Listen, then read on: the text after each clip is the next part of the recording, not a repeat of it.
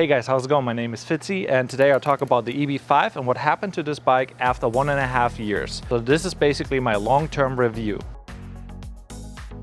Overall, this bike saved me probably like $500 to $1,000 because it's $499 and I had Uber expenses of like $150 to $130-ish. And through this bike, I didn't have to pay any more for Uber, and that basically saved me a lot of money. So alone for this, that bike was a great investment. So after 1 year, the battery of the EB5 got a little bit weaker. That means I could go to work and I could go back.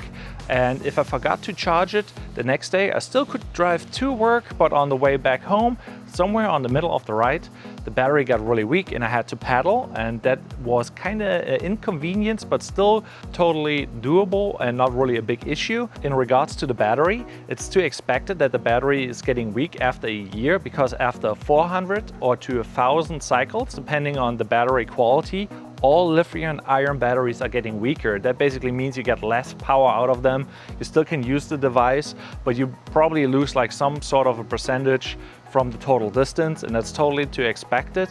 And usually you can buy replacement batteries, but with this bike you actually cannot. If you plan on riding this bike for 2 years or longer, it's totally fine and doable, but only expect after a year that you only get like 16 miles out of it instead of the 20 miles, depending on how heavy you are. Or even worse, it could be just like 10 miles. It's really depending on how fast the battery is deteriorating, but it's totally to expect it. And if you are worried about that, you can buy the EB7, that is like $200 more expensive, but you have an exchangeable battery.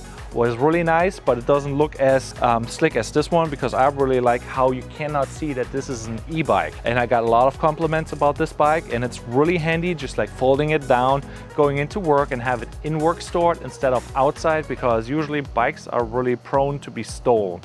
And with this bike, I did not really have to worry about that, and that was really great. I currently unblocked the battery and basically plan on buying a new battery or building a battery. So if you want to see that, be sure to check out my YouTube channel and be sure to be subscribed, because then you get a notification when I do that, because I probably will make a YouTube video about it, what type of battery I got, or if I built one my own.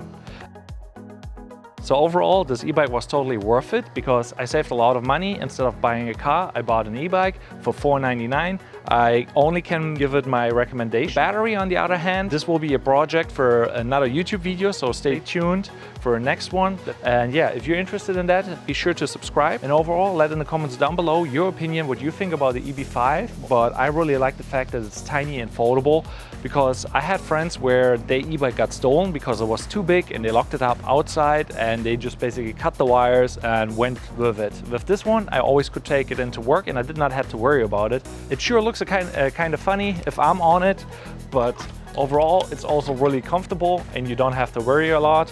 Some people said you have to exchange the seat, what I totally agree with. I was too cheap to do it, but maybe in the next one I will have a different seat.